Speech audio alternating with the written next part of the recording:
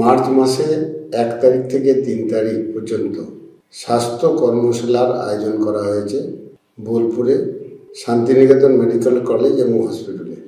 এই কর্মশালায় ভারতবর্ষের বিভিন্ন প্রান্ত থেকে স্বাস্থ্য বিষয়ক উদ্যোগপতিরা উপস্থিত থাকবেন।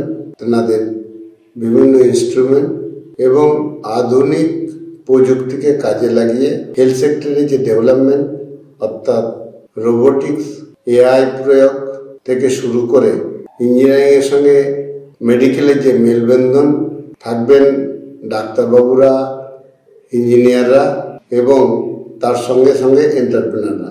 এই সমন্বয়ে এই সম্বন্ধে বিভিন্ন আলাপ আলোচনা করা।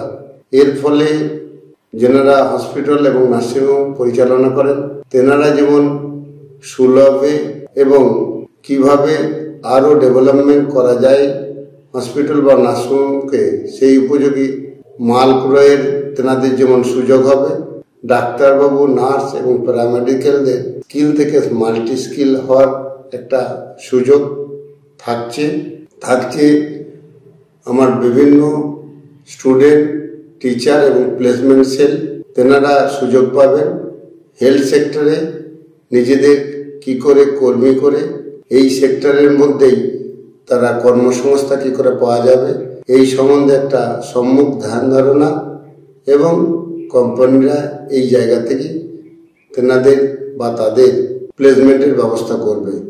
গ্রামীণ যে সমস্ত ডাক্তারবাবুরা আছেন তেনারাও এখানে অংশগ্রহণ করবেন।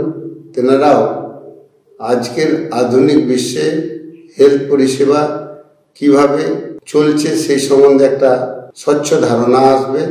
আমি আশা রাখছি এই ওয়ার্কশপের ফলে আমরা আমাদের ওয়েস্ট বেঙ্গলের 2500 যে নার্সিংহোম এবং হসপিটাল আছে প্রত্যেক কর্মকর্তা এবং প্রত্যেক হসপিটালের বিভিন্ন ডাক্তারবাবু, নার্স, প্যারামেডিক্যাল স্টাফ এবং আমার ছাত্রছাত্রী এবং টিচারদের একযোগে সমন্বয়ের ফলে আমরা যেমন প্রতিটি স্টেটের হেলথ সেক্টরকে ডেভেলপমেন্ট করতে পারবো, তেমনি এই এলাকার মানুষজন আরও সুন্দরভাবে হেলথ পরিষেবা পাবে।